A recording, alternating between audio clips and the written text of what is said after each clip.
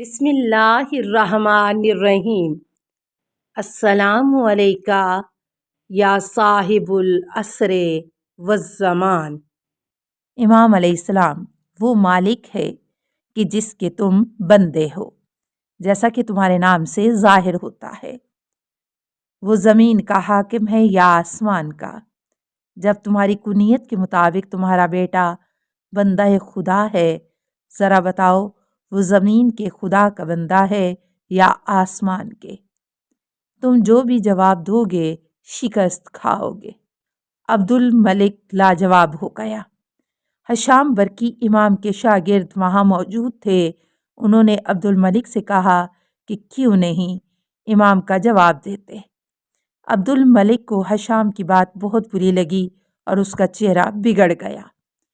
امام جعفر صادق علیہ السلام نے بڑی نرمی سے عبد الملک سے کہا، طواف ختم ہونے تک صبر کرو اور طواف کے بعد تم میرے پاس آؤ تاکہ دونوں مل کر کچھ گفتگو کریں۔ جب امام جعفر صادق علیہ السلام طواف سے فارغ ہوئے تو وہ ان کے پاس آ کر برابر میں بیٹھ گیا۔ اس وقت امام کے چند شاگرد بھی وہاں تشریف رکھتے تھے۔ اس وقت امام علیہ السلام اور اس کے درمیان اس طرح مناظرہ شروع ہوا۔ امام علیہ السلام، کیا تمہیں معلوم ہے کہ یہ زمین تہ و بالا ہوتی ہے اور ظاہر و باطن رکھتی ہے؟ منکر خدا، ہاں۔ امام علیہ السلام، آیا زمین کے نیچے گئے ہو؟ منکر خدا، نہیں۔ امام علیہ السلام، بس تمہیں کیا معلوم کہ زمین کے نیچے کیا ہے؟ منکر خدا، زمین کے نیچے کے بارے میں کچھ نہیں جانتا، لیکن یہ گمان کرتا ہوں کہ زمین کے نیچے کسی چیز کا وجود نہیں ہے۔ امام علیہ السلام، گمان اور شک ایک طرح کی لاچاری ہے جہاں تم یقین پیدا نہیں کر سکتے۔ کیا تم آسمان کے اوپر گئے ہو؟ منکر خدا، نہیں۔ امام علیہ السلام، کیا تمہیں کچھ معلوم ہے کہ آسمان میں کیا ہے اور وہاں کون کون سی چیزیں پائی جاتی ہیں؟ منکر خدا، نہیں۔ امام علیہ السلام، عجیب، نہ تم نے مشرق دیکھا نہ مغرب دیکھا، نہ زمین کے نیچے گئے ہو اور نہ آسمان کے اوپر گئے ہو تاکہ یہ معلوم کر سکو کہ وہاں کیا کیا ہے، اور اس جہل و نادانی کے بعد بھی تم ان تمام چیزوں کے منکر ہو۔ تم اوپر اور نیچے کی موجود اشیاء اور اس کے نظم و ترتیب جو خداوند متعال کے وجود کی حکایت کرتی ہے اس سے بالکل ناآشنا ہو، اور پھر کیوں منکر خدا ہو؟ کیا کوئی عاقل شخص جس موضوع میں جاہل ہوتا ہے اس کا انکار کرتا ہے؟ منکر خدا، آج تک مجھ سے کسی نے اس طرح کی باتیں نہیں کی۔ امام علیہ السلام، غرض تم اس حقیقت پر شک کرتے ہو کہ آسمان کے اوپر اور زمین کے نیچے کچھ چیز موجود ہے ہی نہیں۔ منکر خدا، ہاں، شاید اسی طرح۔ اس طرح منکر خدا آہستہ آہستہ مرحلہ انکار سے شک و تردید کے مرحلے تک پہنچا۔ امام علیہ السلام، جو شخص جاہل ہے وہ عالم کے لیے دلیل نہیں ہو سکتا۔ اے مصری برادر، میری بات سنو اور سمجھو۔ ہم خدا کے وجود کے بارے میں ہرگز شک نہیں کرتے۔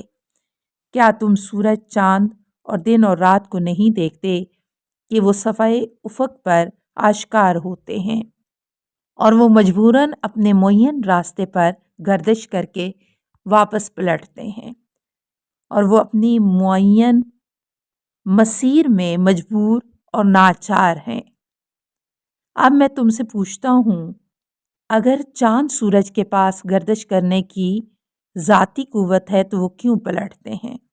اور اگر اپنے آپ کو مجبور نہیں سمجھتے تو کیوں دن رات نہیں ہو جاتی اور دن رات نہیں ہو جاتا؟ اے مصری برادر، خدا کی قسم، یہ چاند سورج اپنی گردش پر مجبور ہیں، اور جس نے ان کو گردش پر مجبور کیا ہے وہ ان سے زیادہ حکومت کا اہل اور بہترین حاکم ہے۔ منکر خدا، سچ کہا۔ امام علیہ السلام، اے مصری برادر، تم یہ بتاؤ کہ تمہارے عقیدے کے مطابق اگر زمانے کے ہاتھوں میں موجودات کے تمام زمام ہیں تو وہی لوگوں کو لے جاتا تو انہیں دوبارہ کیوں لوٹاتا، اور اگر لوٹا دیتا ہے تو پھر انہیں کیوں نہیں لے جاتا؟ اے مصری برادر، دنیا کی ہر چیز مجبور ہے، کیوں آسمان اوپر اور زمین نیچے واقع ہے؟ آسمان زمین پر کیوں نہیں گر پڑتا، یا زمین اپنی سطح سے بلند ہو کر آسمان تک کیوں نہیں پہنچ جاتی، اور زمین کی تمام موجود اشیاء آسمان سے کیوں نہیں چپک جاتی؟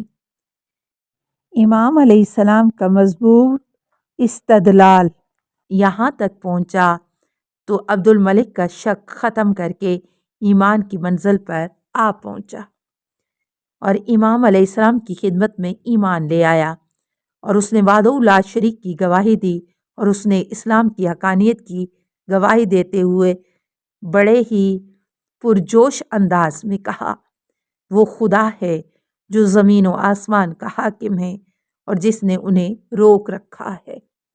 حمران، امام علیہ السلام کا ایک شاگرد بھی وہاں موجود تھا۔ اس نے امام علیہ السلام کی طرف دیکھ کر کہا، میری جان آپ پر فدا ہو، اگر منکرین خدا آپ کی وجہ سے ایمان لائے اور مسلمان ہو جائیں تو آپ کے جد کی وجہ سے کافروں نے بھی اسلام و ایمان قبول کیا ہے۔ عبد الملک نے جو ابھی ابھی مسلمان ہوا تھا امام سے عرض کیا، آپ مجھے شاگرد کے طور پر قبول کر لیجئے۔ امام جعفر صادق علیہ السلام نے اپنے خاص شاگرد ہشام بن حکم سے فرمایا، عبد الملک کو اپنے ساتھ لے جاؤ اور اسے احکام اسلام کی تعلیم دو۔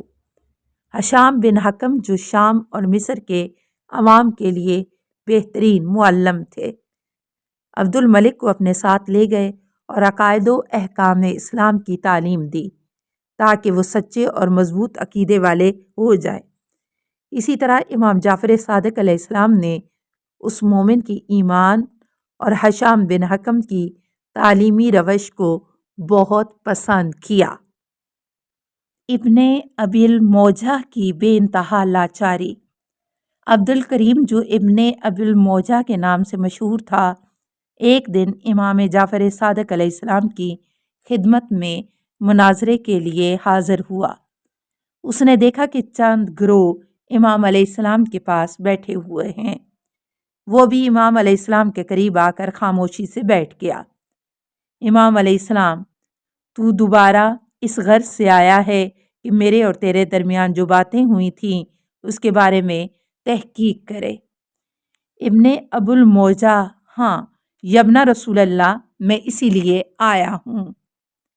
امام علیہ السلام، تجھ پر تعجب ہوتا ہے کہ تو اس بات کی گواہی دیتا ہے کہ میں پیغمبر کا بیٹا ہوں اور خدا کا انکار کرتا ہے۔ ابن ابی الموجہ، اس طرح بات کرنے پر ہماری عادت مجبور کرتی ہے۔ امام علیہ السلام، تو خاموش کیوں ہو؟